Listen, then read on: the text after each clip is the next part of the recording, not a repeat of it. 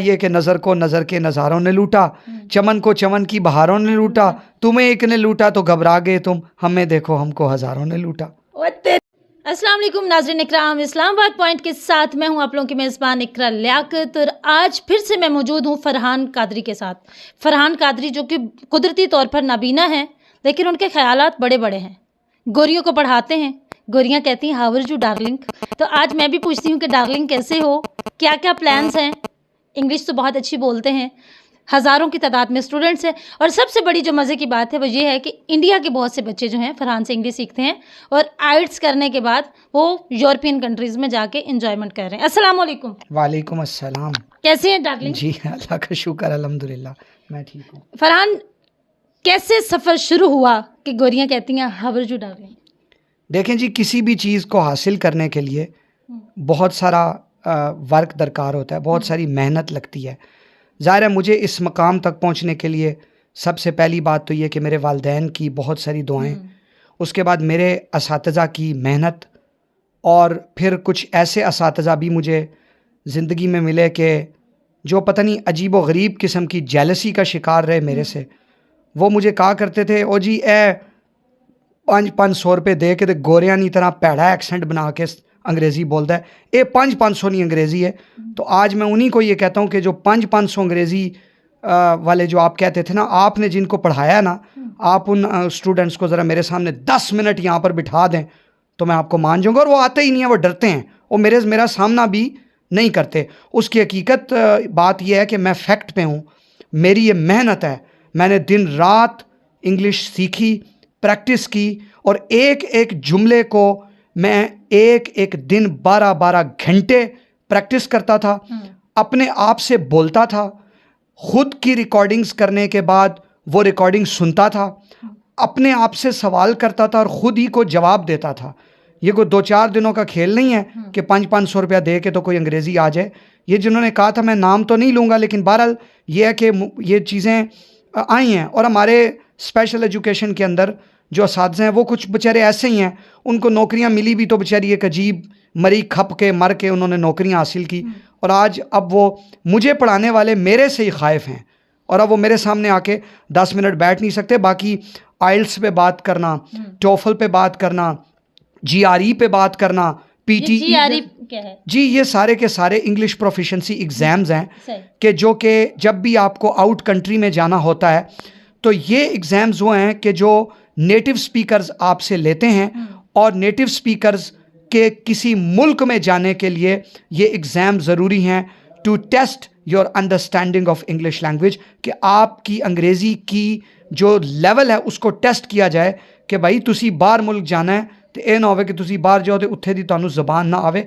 ये अंग्रेज़ों ने एक बड़ा अच्छा एक कानून मुतारिफ़ करवाया है। ये बताएं कि ये तो कानून की बात हो गई, अभी तक शादी क्यों नहीं की? शादी अभी तक कोई मिली नहीं, बस क्या करें जी। शादी के लिए तो ज़ाहिर है, देखें वही बात है कि ये कोई 2-4 दिनों वाला मामला तो होता नहीं है। 36 साल के हो गए, अभी तक नहीं मिली? जी मैं 36 का हो गया हूँ, अभी तक नहीं मिली। क्यों नहीं मिली? ढूंढी नहीं है? आपका अम्मी की पसंद से करनी है, अपनी पसंद से करनी? अम्मा की पसंद से तो मैंने कभी जिंदगी में नहीं सोचा था करने का, और आज भी अम्मा तो कहती है करनी नहीं है। नहीं, उनके कहने से क्या होता है, मैं कल करके आ जाऊँ, कौन रोक सकता है। मतलब हम तो पक्की गल फड़ ली है कि हम तो ब्याह कराना जी मैंने शादी करनी है, और शादी पाकिस्तानी से मर्जी से नहीं करनी, पाकिस्तानी से है, लेकिन मेरी मर्जी की हो, मेरी पसंद की हो, मेरी कंडीशंस पे चलने वाली हो, जैसे मैं चाहता हूँ वैसी हो। और ये मुमकिन है कि आप इस इंटरव्यू के बाद हो सकता है कि कोई ना कोई ये भी हो सकता है, क्योंकि चैलेंज कर रहे हैं आप मुझे। जी जी बिल्कुल। अच्छा ये बताओ कि ज़ाहिर सी बात है, स्पेशल पर्सन के लिए ज़िंदगी के बहुत सारी ऐसी चीज़ें होती हैं जो इंसान जिनसे महरूम रह जाता है। तो कभी ऐसा महसूस हुआ है कि अगर आंखें होती तो मैं ये भी कर सकता था, ये भी कर सकता था, ये भी कर सकता था? अल्लाह तबारक व तआला का बेहिसाब शुक्र और करम है कि आंखें नहीं हैं, क्योंकि अगर आंखें होती तो इस वक्त सारे के सारे घटिया काम मैं ही कर रहा होता। तो मतलब अल्लाह का शुक्र है कि तुम्हारी आंखें नहीं? बिल्कुल, मैं समझता हूँ आंखों वालों से हम बेटर हैं, जैसे भी हैं। कोई 1-2 गर्लफ्रेंड बना लेना ये तो बहुत कॉमन चीज़ है ज़िंदगी की। तो आपने कितनी बनाई है अभी तक? मेरी तो कोई मेरी जो है ना वो सच बोल ही दो, जी पे बात करते हैं ना। जी जी चलें अभी इस वक्त तो कोई नहीं है, लेकिन यह है कि माजी में कोई 2 4 5 मिली, 6 मिली, लेकिन फिर हुआ ये कि नज़र को नज़र के नज़ारों ने लूटा, चमन को चमन की बहारों ने लूटा, तुम्हें एक ने लूटा तो घबरा गए तुम, हमें देखो हमको हज़ारों ने लूटा। वो तेरी खैर हो जी, हज़ारों स्टूडेंट्स, गोरियां भी स्टूडेंट्स हैं, तो क्या कभी किसी गोरी की तरफ से ऑफ़र नहीं आई कि फरहान मुझसे शादी कर लो, I want to marry with you? शादी की तो ऑफ़र नहीं आई, फ्रेंड्स बनने तक की, और वो तो हैं भी। गोरियां तो मेरी बहुत सारी फ्रेंड्स हैं, बहुत सारी फ्रेंड्स हैं। उन्होंने कभी ये ऑफ़र नहीं किया कि जिस भी कंट्री की वो गोरियां हैं वो कहें कि फरहान आप हमारे मुल्क में आओ, यहाँ पे घूमो फिरो? हाँ, वो कहते हैं बिल्कुल कि आप आएँ, आप यहाँ विज़िट करें, हम आपको घुमाएंगे, आपको सपोर्ट करेंगे। और बहुत सारे लोगों ने मुझे, बहुत सारी जो फ़ीमेल हैं जो वहाँ की गोरियां हैं, तो उन्होंने बहुत सारे मामलात में मुझे सपोर्ट भी किया। जैसे बहुत सारे स्टूडेंट्स मुझे ढूंढ के दिए जिनसे मेरे फाइनेंशली मुझे फ़ायदा हुआ। फरहान, नेशनल लेवल तक तो समझ में आता है कि इंसान खुद मेहनत करके पहुंच जाता है, इंटरनेशनल स्टूडेंट्स को पढ़ाना, ये किस तरह से आपको, मतलब किस तरह से ये आपका सफ़र स्टार्ट हुआ था? एक तो प्रैक्टिस मेक्स परफेक्ट। शुरू में अंग्रेज़ लड़कियां मेरे साथ होती थी, टीचर्स, किसी ऑनलाइन क्लासेस में आप बैठते थे? नहीं, वो उनको मैं अपने साथ रखता था कि थोड़ी सी हेल्प करें, क्योंकि वो साइटेड थी, तो वीडियो कॉन्वर्सेशन के थ्रू हेल्प करती थी। 4 5 7 क्लासेस ली, तो उसके बाद फिर ये मकाम हो गया कि अब मैं उनको खुद डील कर लेता हूँ। अब चाहे कोई साउथ अफ्रीका से हो, यूके से हो, ऑस्ट्रेलिया से हो, किसी भी मुल्क से हो, अल्हम्दुलिल्लाह मेरा एक्सपीरियंस अब इतना हो गया कि अब मैं खुद उन स्टूडेंट्स को डील कर लेता हूँ। म्यूज़िक से भी लगाव रखते हैं? जी, आई लव म्यूज़िक। चलें जी, फिर हमारे देखने वालों की कुछ सुनाई दे। मैं एक लाइन सुना देता हूँ, लेकिन यहाँ पर चूँकि हमारे घर की कुछ तरबियत ऐसी है कि कुछ ज़्यादा अलाउ नहीं है, लेकिन बहरहाल मैं एक लाइन। आपने खुद ही कहा है कि मैं जो चाहूँ कर सकता हूँ। जी, मैं कर सकता हूँ। आंटी बाहर है जी, घबराए नहीं, आंटी बाहर। सैया रे प्यार प्यार दियां गल्लां, कईयां रे तैनों याद ना रहियां, सैया रे प्यार प्यार दियां गल्लां, कईयां रे तैनों याद ना रहियां, मैं मन लई दिल दी हार, मेरा दिल बोले तू मेरी है सरकार, मेरा दिल बोले सैया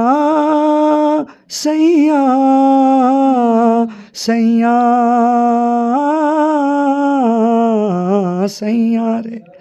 वाह, देखिए नाज़रीन इकराम, देखें कि एक स्पेशल पर्सन जो कि एक तो गोरों को पढ़ाता है, और ख़ास तौर पर इंडिया स्टूडेंट्स बहुत ज़्यादा हैं इसके। आपकी एक ख़ास स्टूडेंट थी इंडिया की, जिस टीचर को आपने चैलेंज किया था, उनका नाम क्या था? जी, वो इंडिया की नहीं थी, वो स्टूडेंट जो रबेका थी, वो असल में उसमें ये था कि वो जैसे देखें चैलेंज तो नहीं, उन्होंने मुझे इंग्लिश सिखाई, और इंग्लिश जब मुझे सिखाई तो उसके बाद काफ़ी, मतलब सिखाई क्या, मेरे साथ बोलती थी, ज़ाहिर मेरी टीचर ही थी। और एक वक्त ऐसा आया कि छोटी छोटी चीज़ों के ऊपर ना मैं उनकी गलती पकड़ लेता था, और वो चूँकि वो तो नेटिव स्पीकर है ना, वो ग्रामेटिकली तो बोलते नहीं हैं, वो फ्लुएंट इंग्लिश बोलते हैं, तो उस असना में कोई ना कोई मिस्टेक्स तो होती हैं। जैसे हम लोग उर्दू जो है वो लिटरेचर के मुताबिक तो नहीं बोलते, तो वो जो है ना, वो आजकल भी मेरे ऊपर बहुत हंसती हैं। वो कहती हैं देखो हमारी बिल्ली हम ही को म्याऊं, हमने इसे सिखाया और आज देखो हमारी ये गलतियां पकड़ लेता है।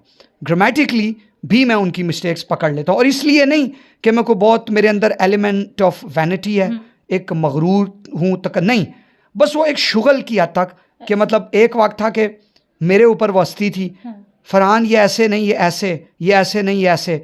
तो अब एक वक्त आया कि मुझे सिखाने वाली जो थी उनको मैं ये कहता हूँ कि ऐसे नहीं, ऐसे। वाह जी वाह, साडी बिल्ली सानू म्याऊं वाली गल होगी। फरहान, आखिर पे देखने वालों को क्या पैगाम देना चाहेंगे? देखने वालों को इतना ही कहूँगा कि ख़ास तौर पे अपने फेलोज़ को कहना चाहूँगा, पहले तो आम नॉर्मल साइटेड लोगों को कहना चाहूँगा कि आप हिम्मत मत हारें, क्योंकि अल्लाह तबारक व तआला की अल्लाह तबारक व तआला की ज़ात भी उन्हीं की मदद करती है जो अपनी मदद खुद करना चाहते हैं, जो अपने आप को खुद आगे लेकर जाना चाहते हैं, अपनी मदद आपके तहत जो खुद कुछ करना चाहते हैं। क्योंकि किसी को मुआशरे में आपके हवाले से आपको क्या चाहिए वो पता चलेगा तो तभी कोई आपको हेल्प करेगा। आप अगर ख़ुद से भी अपनी मदद आपके तहत भी अगर कुछ नहीं कर सकते तो फिर दुनिया आपकी हेल्प नहीं करेगी। और दूसरी बात यह है कि एक चीज़ जहन में रखें, मैं एक बात बहुत क्लियर कहता हूँ, हर शख्स की रिस्पेक्ट ज़रूर करें, हर शख्स की इज़्ज़त ज़रूर करें। लेकिन ये जो आपको कहा जाता है ना कि जिसने उस्ताद की इज़्ज़त ना की तो उस्ताद बाप की तरह होता है, तो पता नहीं ये वो इन ड्रामों से बाहर आएँ। इस हाथ ले उस हाथ दे, जिसने आपसे पैसे ले लिए और बदले में आपको इल्म दे दिया, आपको नॉलेज दे दिया, तो ये बिल्कुल ऐसे ही है ना कि जैसे एक दुकान से जाके कोल्ड ड्रिंक परचेज़ कर ली, तो कोल्ड ड्रिंक वाला कल मेरे पीछे आ जाए, ओए मेरी इज्जत कर, मैं तेनू कोल्ड ड्रिंक दी, भाई मैं तेनू पैसे भी दिते। इज्जत एक लिमिट तक ज़रूर करें।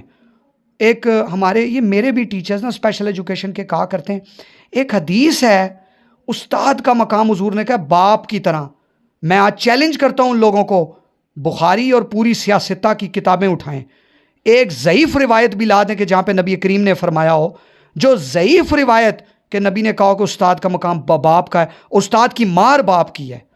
ये ख़ास तौर पे उस्ताद की मार बाप की मार, ये पूरे सियासता में, पूरे हमारे किसी किताब के अंदर ये ज़ईफ़ रिवायत भी मौजूद नहीं है। और एक बात याद रखें, मैं तो अपने स्टूडेंट्स को ना अक्सर वो मुझे सर कहते हैं ये वो कि जी आप ऐसे आप वैसे, तो मैं कहता हूँ नहीं, बहुत ज़्यादा ये रिस्पेक्ट दे दे के ना वक्त ज़ाया ना करें, बस बुक ओपन करें, मैं पढ़ाता हूँ, ठीक है।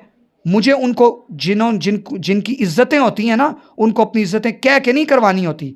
हमारे लोग हमें कहते हैं मैं आई हूँ, आप खड़े क्यों नहीं हुए? ओ भाई अगर तेरी इतनी हैसियत होनी तो तेनू कहने की ज़रूरत ही ना पैवे, तेरे आने ते तेरे स्टूडेंट्स आप ही खड़े हो वनर, बगैर कहने की ज़रूरत नहीं पड़ती। जिनकी इज़्ज़तें मुआशरे में हो, मुआशरा उनकी इज़्ज़तें खुद करता है। तो इन ड्रामों से बाहर आएँ और अपनी ज़िंदगी को रियलिटी बेस्ड बनाएं।